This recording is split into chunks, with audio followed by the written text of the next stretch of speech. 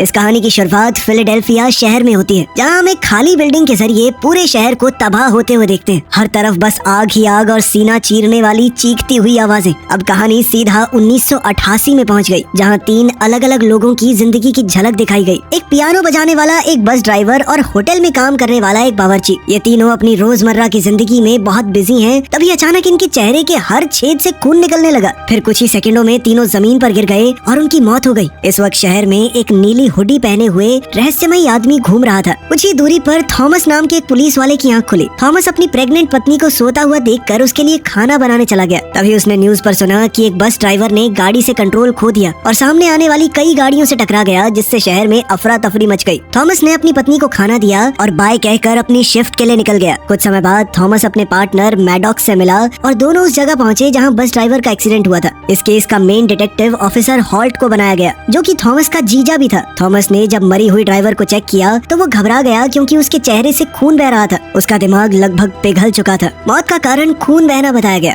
Thomas को उसकी गर्दन पर 3 निशान भी दिखे, बिल्कुल छेद की तरह, लेकिन हॉल्ट ने कहा कि ये बर्थ मार्क होगा और उसे अनदेखा कर दिया। तभी उन्हें खबर मिली कि 2 और लोग बिल्कुल इसी तरीके से मारे गए हैं और उन दोनों की गर्दन के पीछे भी 3 ऐसे ही निशान हैं। इसके बाद ऑफिसर सीधा उन 2 लोगों को भी देखने गए। ये दोनों भी खून बहने की वजह से ही मरे थे। थॉमस केस पर अपनी राय देने लगा, मगर होल्ट ने उसे इस केस से दूर रहने को कहा, क्योंकि उसे लगा कि ये केस उसके प्रमोशन के लिए काफी अच्छा रहेगा।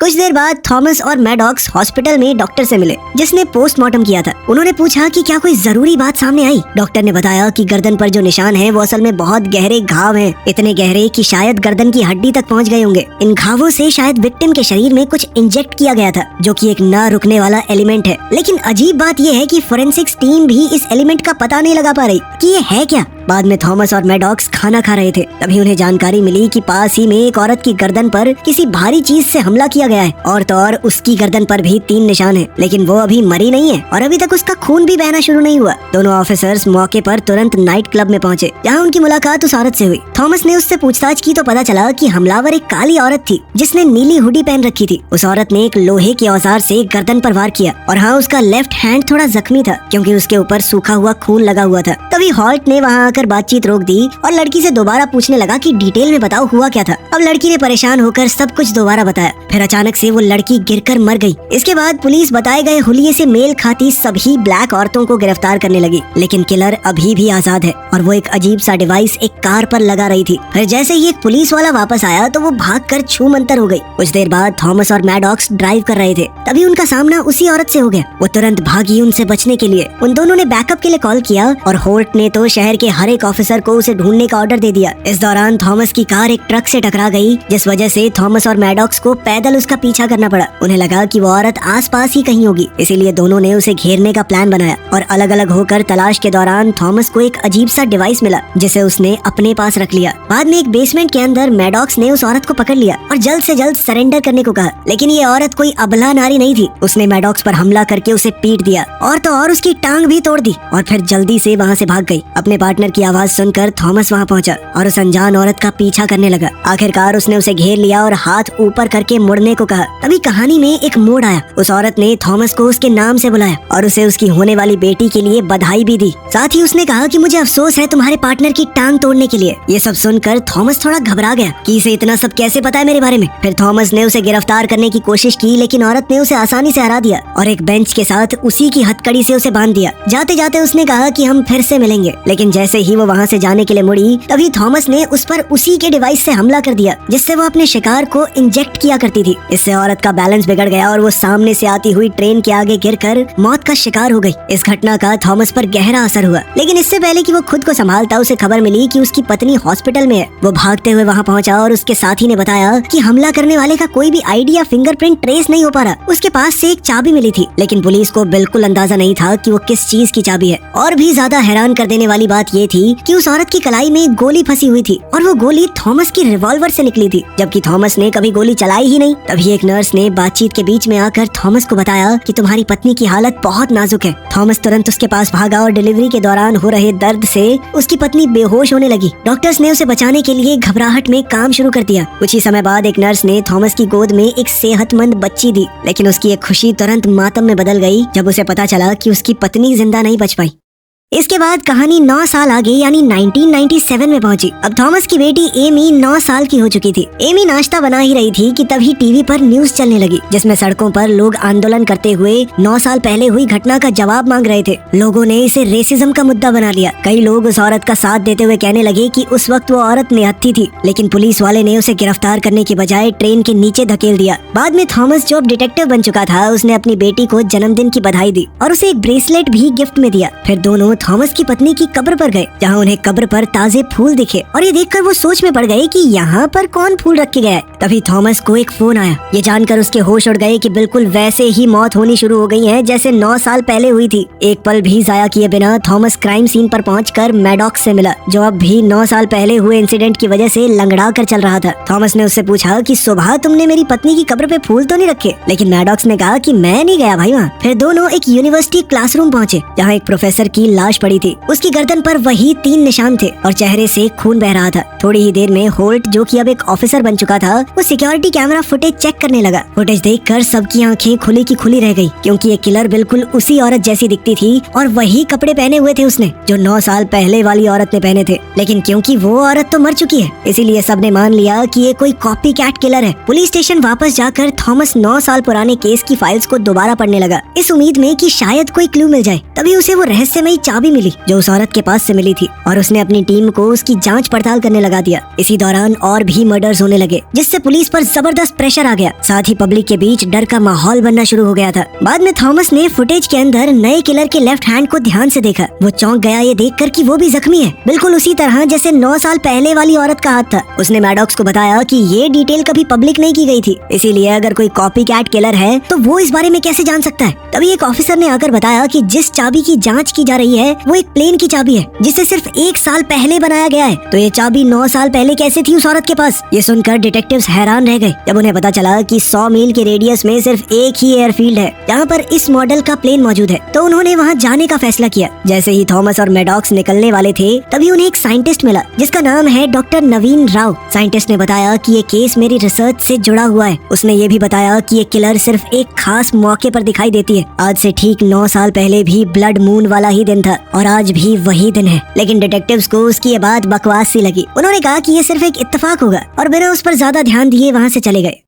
कुछ देर बाद डिटेक्टिव्स एयरफील्ड पहुंचे। थॉमस अकेला अंदर चला गया और वहाँ के मैनेजर से मिला। उसने उसे औरत की तस्वीर दिखाई और पूछा कि क्या उसने उसे पहले कभी देखा है। मैनेजर ने मना कर दिया, लेकिन वो काफी घबरा गया। इसी बीच औरत भी वहीं एक दीवार के पीछे छुपी हुई थी। थॉमस ने उस आदमी की घबराहट को महसूस कर लिया, इसीलिए वो कागज पर लिखकर उससे बात करने लगा और जान गया कि यहाँ कोई और भी मौजूद है। जैसे ही थॉमस ने अपनी बंदूक की तरफ हाथ बढ़ाया, तभी अचानक उस औरत ने उस पर बंदूक तान दी और कहा कि तुम्हें फिर से मिलकर अच्छा लगा। फिर उस औरत ने मैनेजर से कहा कि थॉमस को कुर्सी से बांध दो। इसी दौरान थॉमस ने चालाकी से बाहर खड़े अपने दोस्त को कॉल कर दिया और उसने सब कुछ सुन लिया। औरत ने मैनेजर से प्लेन की चाबी मांगी और मजबूरी में उसने उसे चाबी दे भी दी। फिर जैसे ही मैनेजर ने छुपी हुई गन की तरफ हाथ बढ़ाया तो औरत ने तुरंत उसे मारकर नीचे गिरा दिया। तभी दूर से पुलिस सायरन्स की आवाज सुनाई देने लगी। औरत ने घबराकर थॉमस को हॉस्टेज बना लिया। उसी पल मैडॉक्स कमरे में घुस आया। तभी औरत ने बिना सोचे समझे सीधा उसके माथे में गोली मारी। लेकिन जैसे ही उसे एहसास हुआ कि जिस इंसान को उसने गोली मार दी वो मैडॉक्स है, तो वो अपने किए पर पछताने लगी।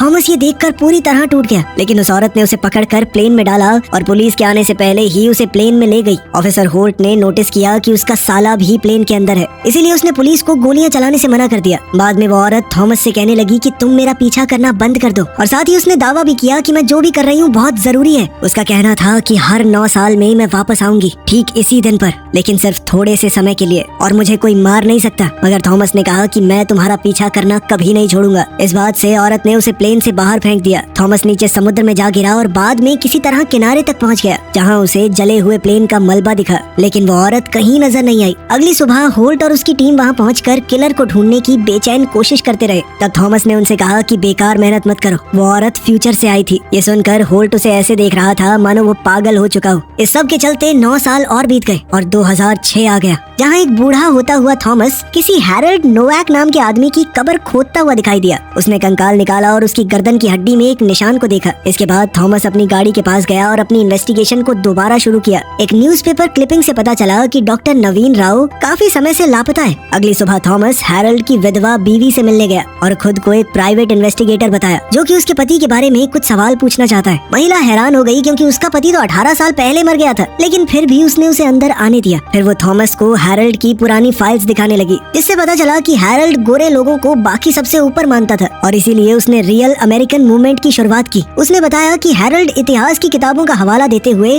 अपनी गलत मैसेज फैलाता था कि देखो ये देश हमने बनाया है, इन सबको तो गुलाम बना के लेकर आए थे हम यहाँ पे, आज ये बराबर कैसे हो गए। ये सब भी पता चला कि हैरल्ड के साथ साथ उसकी पिछली बीवी हेदर इस सब में शामिल थी, जब तक उन दोनों का रिश्ता टूट नहीं गया। खैर थॉमस ने कुछ पैसे देकर एक लिस्ट ले ली जिसमें उन सभी लोगों के नाम थे जो हैरल्ड से जुड़े हुए थे।